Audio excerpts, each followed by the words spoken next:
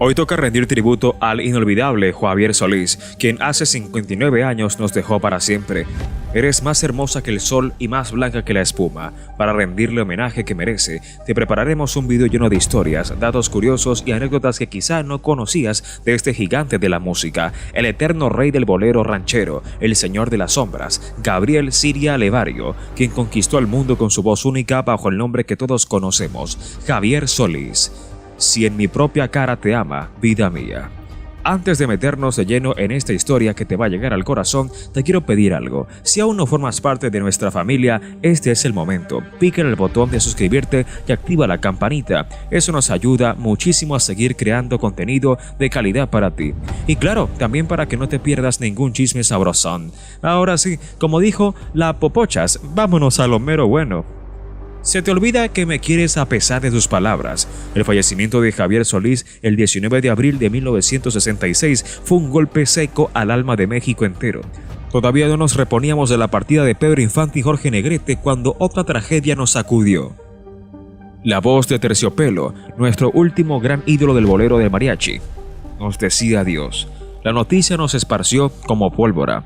En todas las radios sonaba la triste frase: ha muerto Gabriel Siria Levario, el inmortal Javier Solís. Sombras nada más en el temblor de mi voz, decían, y a todos se nos encogía el alma. Parecía un mal sueño, nadie podía creerlo, era como si hubieran apagado para siempre una luz que alumbraba cada rincón del país. Aquel silencio en la radio dolió como pocas cosas han dolido.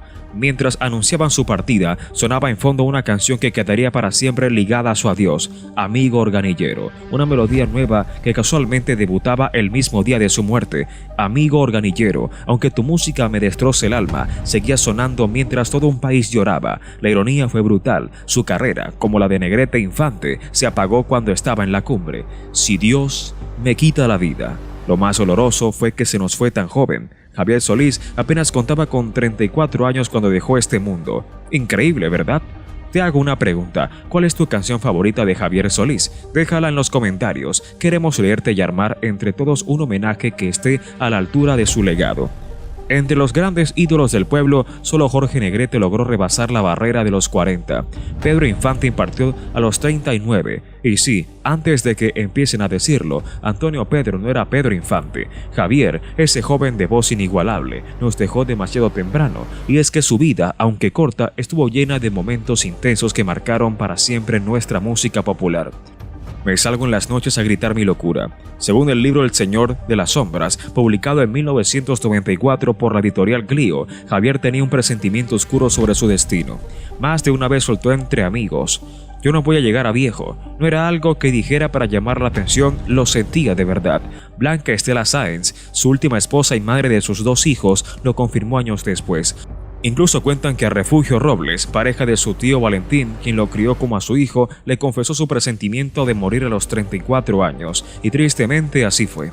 ¿Tú crees que algunas personas realmente pueden presentir su partida? Cuéntame en los comentarios, queremos saber qué piensas de estos misterios de la vida. México entero se estremeció la mañana de aquel 19 de abril.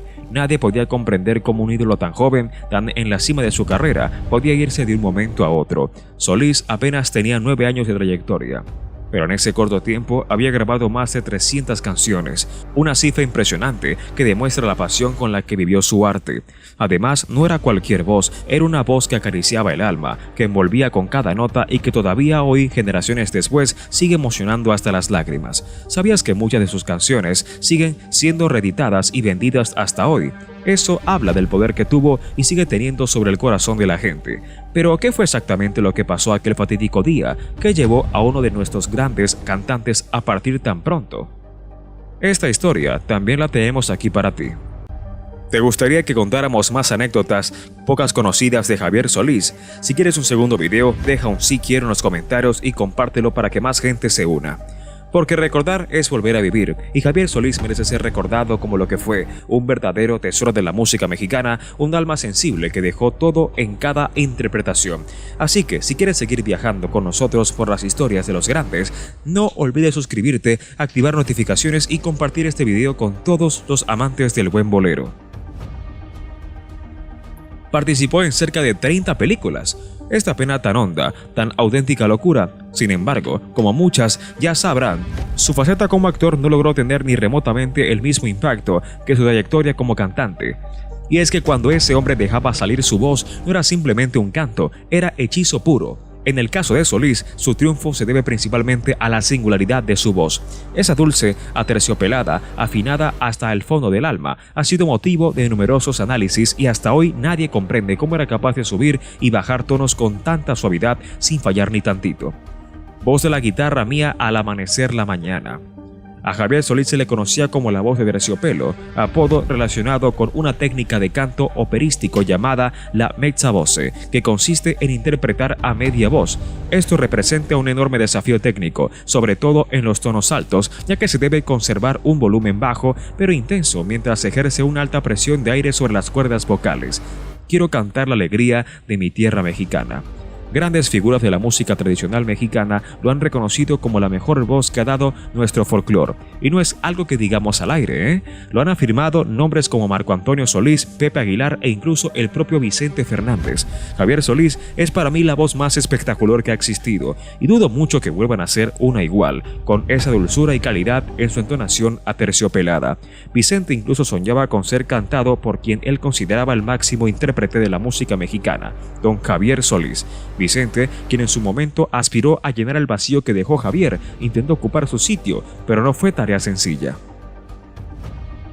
La voz del rey del bolero ranchero era demasiado singular, demasiado irrepetible, y por eso la gente nunca terminó de aceptar a Vicente Fernández como un sustituto legítimo.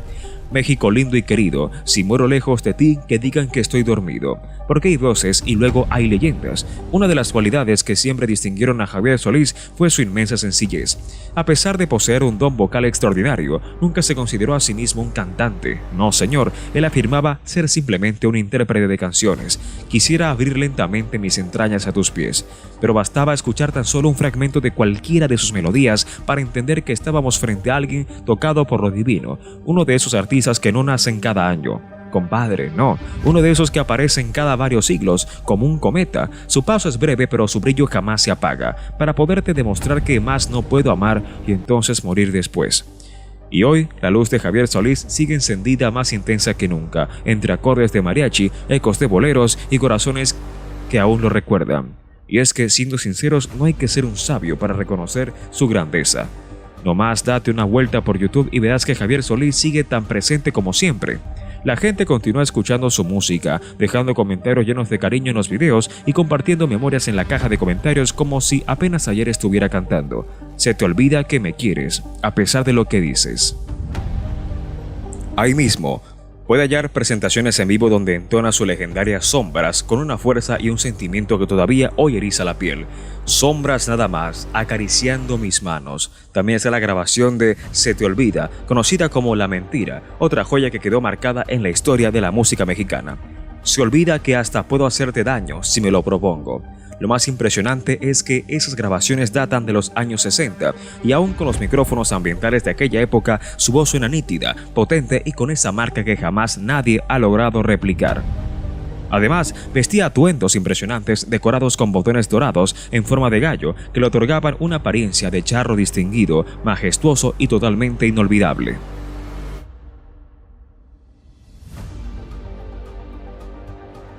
Que digan que estoy dormido y que me traigan aquí. Y como cada 19 de abril, es imposible no rememorar aquella fecha oscura para la música mexicana, el día en que Javier Solís partió para siempre. Su partida, aunque imprevista, no fue del todo inesperada. Javier llevaba años arrastrando severos problemas estomacales, pero jamás dejaba de actuar ni de grabar. Hasta que la noche del 12 de abril de 1966, el dolor fue tan intenso que ya no pudo continuar y tuvo que ser ingresado de urgencia en el Hospital Santa Elena, ubicado en la capital mexicana. Un día amanecía bien, otro día su salud se desplomaba, y los doctores no lograban entender el motivo, sumidos en un estado de total nerviosismo. Ahí fue intervenido por el doctor Francisco Zuviria, quien le extrajo la vesícula biliar. Hasta ese punto todo indicaba que la cirugía había sido exitosa. No hubo percances y todos creían que pronto estaría de regreso. ¿Y qué sucedió? Bueno, pues su cuerpo no soportó tanto. En la madrugada del 19 de abril, mientras descansaba en su cama de hospital, Javier se incorporó apenas un poco, como intentando pronunciar algo, y en un leve suspiro apenas logró decir: «¡Ay, Dios mío!». En ese instante quedó inmóvil para siempre. La esposa de Javier, Blanca Estela Sáenz, llegó pocos minutos después de su fallecimiento, aún sin poder procesar lo que acababa de ocurrir. El doctor Zuviría inicialmente afirmó que Javier había fallecido por haber ingerido agua tras la cirugía. Sí, así como lo oye, por beber agua. Él necesitaba agua. Sin embargo, poco después retrocedió en su declaración y comentó que, en realidad, la causa fue una infección en los conductos biliares. Esa contradicción en las explicaciones hizo que Blanca Estela comenzara a desconfiar de la pericia del médico, y no pasó mucho antes de que descubriera algo que la dejó petrificada. El doctor Zuviría no era cirujano y, para colmo, el expediente médico de Javier Solís desapareció misteriosamente, así de la nada, sin dejar rastro. Ese pequeño detalle encendió las alarmas y desató una oleada de especulaciones que hasta hoy siguen flotando en el aire en todo México. Porque sí, aún al día de hoy circulan diversas versiones sobre la verdadera causa de su muerte. Una de las teorías más comentadas, que ha ganado popularidad en redes sociales y videos de YouTube, sostiene que Javier Solís habría mantenido un romance con Irma Serrano, la famosa tigresa, y que ese vínculo amoroso no fue bien visto por los entonces presidente Gustavo Díaz Ordaz, quien, según esta versión, habría enviado a sus escoltas a propinarle una brutal golpiza a Javier. El rumor asegura que el ataque fue tan feroz que le provocaron daños internos en el estómago, lo cual habría derivado en su muerte poco tiempo después. Cosas que se dicen, aunque no sean ciertas, y que luego uno se pregunte qué ganan con inventar tanto. O sea, según esta hipótesis, Javier Solís no falleció de manera natural, sino que fue asesinado. Claro, como les aclaro, esto no es verificado y no deja de ser parte del folclore digital. Pero lo que sí es un hecho comprobado es que el expediente médico desapareció y por ende jamás se realizó una investigación exhaustiva sobre las verdaderas razones de su deceso. Y eso, queridos suscriptores, deja abierta la puerta a una duda eterna. De acuerdo con el relato de su viuda, el doctor le confesó que no contaban con su corazón. Y no es una metáfora sacada de una novela de televisión. Literalmente, después de la cirugía, Javier sufrió un paro cardíaco. Y esa fue, según los médicos, la causa oficial de su muerte, aunque muchas cosas que dicen son inexactas. Muchos afirman que la realidad era diferente. Se dice que Javier ya venía arrastrando fuertes dolencias estomacales desde hace por lo menos un par de años, pero entre conciertos, filmaciones y múltiples compromisos jamás se daba el espacio para acudir al médico. Ponerlo a régimen de puras ensaladas, como si eso fuera suficiente para combatir un mal tan severo. La primera vez que lo hospitalizamos fue en el 63. Aunque todo lo relacionado con su fallecimiento es relevante, también existe otro tema que ha sembrado incertidumbre y generado intensos debates a lo largo de los años: la leyenda sobre su lugar de origen. Resulta que, según se cuenta, tanto la compañía discográfica como el propio Javier inventaron la historia de que era un vaquero nacido en Nogales, Sonora, para darle ese toque enigmático y norteño que tanto vendía. Sin embargo, de acuerdo a lo que compartía su viuda, Javier vino al mundo en un hospital de la colonia Roma, en la capital mexicana, y fue criado en el aguerrido barrio de Tacubaya. Su fecha real de nacimiento fue el 26 de septiembre de 1931. Por supuesto, esta revelación provocó cierto malestar, especialmente entre nuestros queridos amigos sonorenses, quienes defienden con todo su corazón que Javier era oriundo de su tierra. Y es que se entiende, ¿quién no querría presumir a un ídolo de esa magnitud? Más aún cuando existe una grabación donde el mismo Javier con su propia voz asegura ser sonorense. Pero como bien dice el dicho, una cosa es lo que se dice y otra muy distinta lo que es. La verdadera historia de Javier Solís es dura, verdaderamente dura, porque no solo provenía de un origen humilde, fue un niño abandonado, y eso le añade aún más grandeza a su leyenda.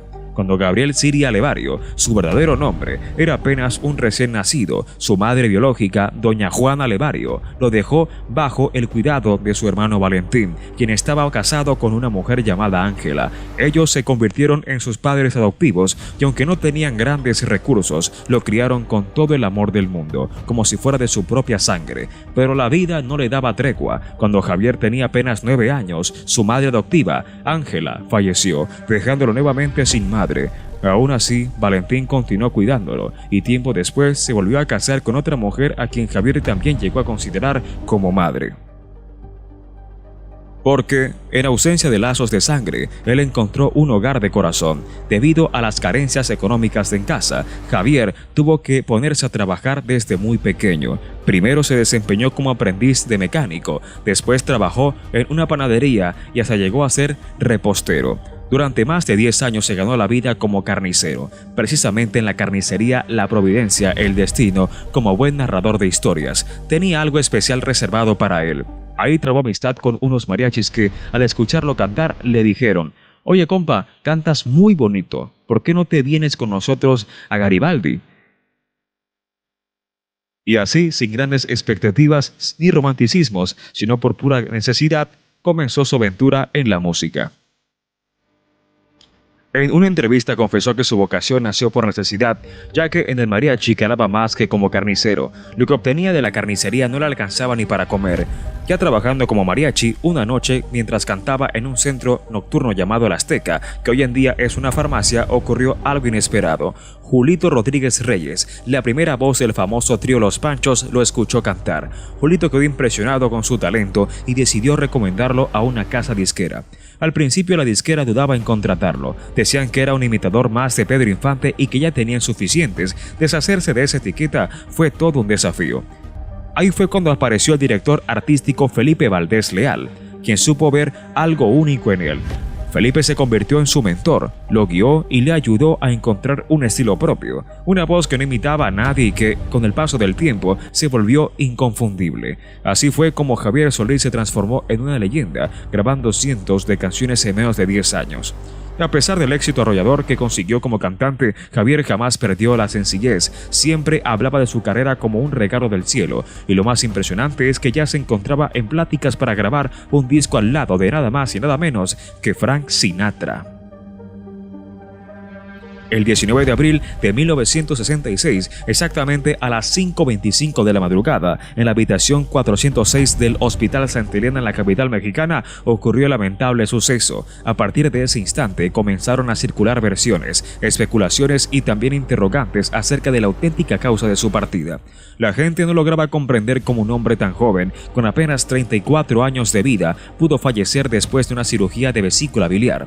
Era algo que dejaba una sensación amarga, una incógnita que hasta el día de hoy no se ha aclarado del todo. Javier Solís ya había conquistado la cima del éxito con temas inolvidables como Sombras, Payaso y Esclavo y Amo, canciones que aún hoy emocionan a nuevas generaciones como si hubiesen sido lanzadas recientemente.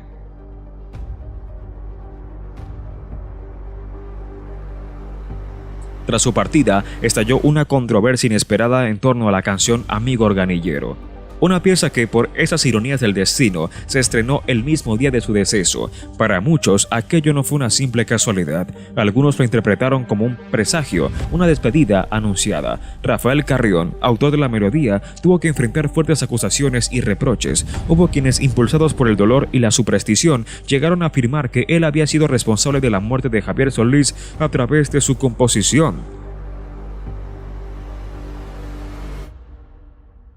En una charla para el programa La historia detrás del mito, Rafael reveló lo doloroso que fue atravesar esa etapa. Fue una experiencia espantosa. Varios periódicos aseguraban que yo lo había matado con una canción, confesó. Y sí, el lanzamiento de Amigo Organillero fue tan extraño como agridulce. Mientras miles de admiradores abarrotaban el Panteón Jardín para despedir a su ídolo, la melodía sonaba en las estaciones de radio como el estreno del fin de semana. Un debut que coincidía con el ocaso de una vida, pero también con el surgimiento de una leyenda. Justamente el día de su muerte se transmitió por primera vez Amigo Organillero, y fue el propio Rafael Carrión quien expresó con el corazón en la mano que esa coincidencia fue devastadora. Sentí algo horrible, no pude disfrutar del estreno, el alma se me partía, recordó. El sepelio de Javier Solís se realizó en el Panteón Jardín, y fue uno de esos adioses de México que jamás olvidará. Multitudes se congregaron para brindarle el último homenaje. Lloraron, rezaron y le cantaron. Era imposible contener las lágrimas ni el nudo en la garganta. Fue en ese momento donde el pueblo mexicano demostró todo el cariño que le profesaba a su ídolo. La noticia de su partida no solo estremeció al país, sino que también cruzó fronteras, extendiéndose a toda América Latina. Aquel día falleció un hombre, pero nació una leyenda. El adiós de Javier Solís se convirtió en un acontecimiento fundamental para la música popular mexicana, pues quedó claro que su nombre estaría para siempre al lado de los más grandes de la historia, como ocurre con todo ídolo auténtico. Tras su deceso aparecieron 2 discos póstumos, Rancheras con Javier Solís y Amigo Organillero, ambos repletos de boleros y rancheras que el público llamaba y seguiría venerando por generaciones. Posteriormente, surgió otro escándalo. Varias mujeres se presentaron afirmando ser las legítimas esposas de Javier Solís, cada una mostrando su respectiva acta matrimonial, debidamente firmada y sellada. Entre ellas estaban Enriqueta Valdés, Socorro González, Yolanda Mollinedo y Blanca Estela Sáenz. La situación dejó una evidencia que Javier tenía la costumbre de casarse repetidamente sin preocuparse por disolver sus matrimonios anteriores. Vaya sorpresa, ni Luis Miguel en sus mejores épocas se aventuró a tanto. Sus amigos lo recordaban como un ser humano extraordinario, leal y de buen corazón, aunque todos coincidían en que poseía un talento desbordante y un espíritu bastante inquieto, por decirlo de manera amable. Javier era sin tapujos un conquistador nato, tenía una marcada debilidad por las mujeres y su vida amorosa, según quienes lo conocieron bien, era un completo desorden lleno de conflictos que no salieron a la luz pública hasta hace poco. Una mujer conocida como Paloma Gálvez. Esta situación, según relatos de la época, provocó un distanciamiento notable entre los 2 grandes exponentes de la música ranchera. Aunque nunca se ventiló abiertamente en los medios, entre círculos cercanos se decía que José Alfredo guardó cierto rencor hacia Javier, un resentimiento que, aunque ambos ocultaban en público, era evidente para quienes los conocían de cerca. Esta rivalidad silenciosa se sumó al torbellino de emociones y conflictos que marcaban la vida personal de Javier Solís.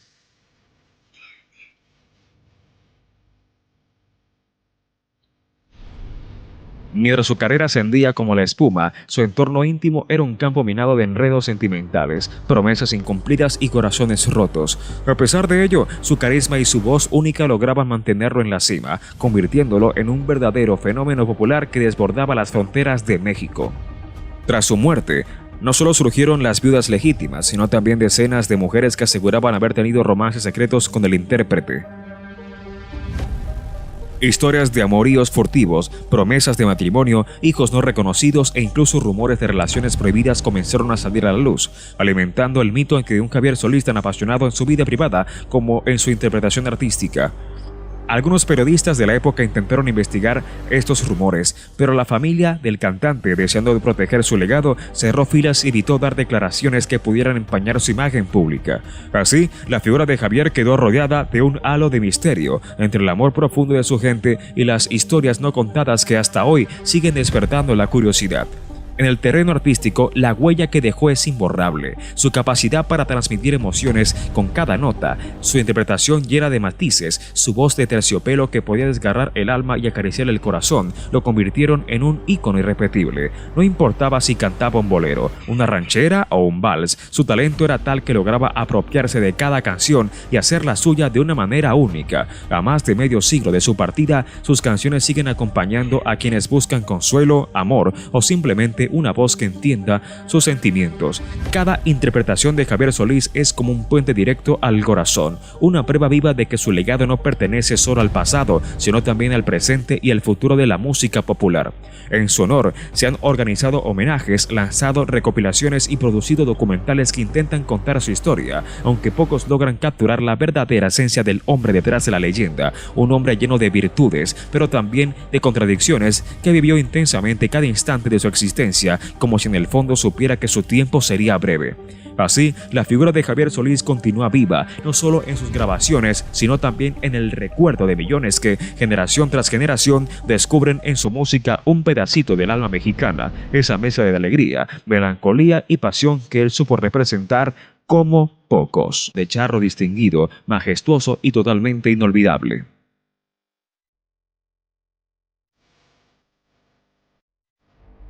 Que digan que estoy dormido y que me traigan aquí.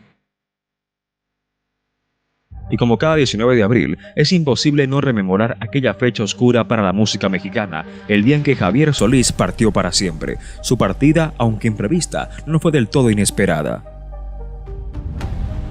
Javier llevaba años arrastrando severos problemas estomacales, pero jamás dejaba de actuar ni de grabar.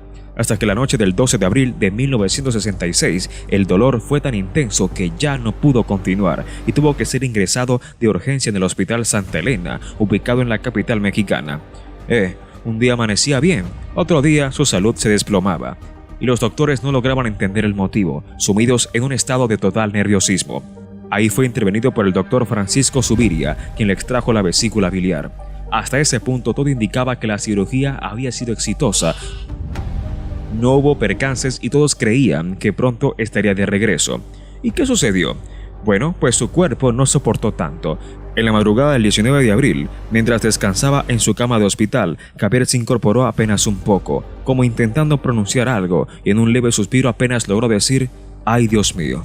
En ese instante quedó inmóvil para siempre. La esposa de Javier, Blanca Estela Sáenz, llegó pocos minutos después de su fallecimiento, aún sin poder procesar lo que acababa de ocurrir. El doctor Zuviria inicialmente afirmó que Javier había fallecido por haber ingerido agua tras la cirugía.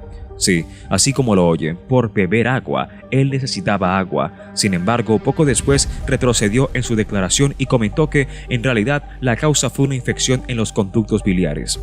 Esa contradicción en las explicaciones hizo que Blanca Estela comenzara a desconfiar de la pericia del médico, y no pasó mucho antes de que descubriera algo que la dejó petrificada. El doctor Zuviria no era cirujano y para colmo el expediente médico de Javier Solís desapareció misteriosamente, así de la nada, sin dejar rastro. Ese pequeño detalle encendió las alarmas y desató una oleada de especulaciones que hasta hoy siguen flotando en el aire en todo México. Porque sí, aún al día de hoy circulan diversas versiones sobre la verdadera causa de su muerte. Una de las teorías más comentadas que ha ganado popularidad en redes sociales y videos de YouTube sostiene que Javier Solís habría mantenido un romance con Irma Serrano, la famosa tigresa, y que ese vínculo amoroso no fue bien visto por los entonces presidente Gustavo Díaz Ordaz, quien según esta versión habría enviado a sus escoltas a propinarle una brutal golpiza a Javier. El rumor asegura que el ataque fue tan feroz que le provocaron daños internos en el estómago, lo cual habría derivado en su muerte poco tiempo después.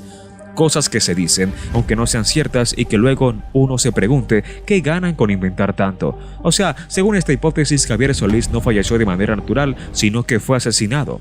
Claro, como les aclaro, esto no es verificado y no deja de ser parte del folclore digital. Pero lo que sí es un hecho comprobado es que el expediente médico desapareció y por ende jamás se realizó una investigación exhaustiva sobre las verdaderas razones de su deceso. Y eso, queridos suscriptores, deja abierta la puerta a una duda eterna. De acuerdo con el relato de su viuda, el doctor le confesó que no contaban con su corazón. Y no es una metáfora sacada de una novela de televisión. Literalmente, después de la cirugía, Javier sufrió un paro cardíaco, y esa fue, según los médicos, la causa oficial de su muerte, aunque muchas cosas que dicen son inexactas. Muchos afirman que la realidad era diferente. Se dice que Javier ya venía arrastrando fuertes dolencias estomacales desde hacía por lo menos un par de años, pero entre conciertos, filmaciones y múltiples compromisos jamás se daba el espacio para acudir al médico. Ponerlo a régimen de puras ensaladas como si eso fuera suficiente para combatir un mal tan severo. La primera vez que lo hospitalizamos fue en el 63. Aunque todo lo relacionado con su fallecimiento es relevante, también existe otro tema que ha sembrado incertidumbre y generado intensos debates a lo largo de los años: la leyenda sobre su lugar de origen.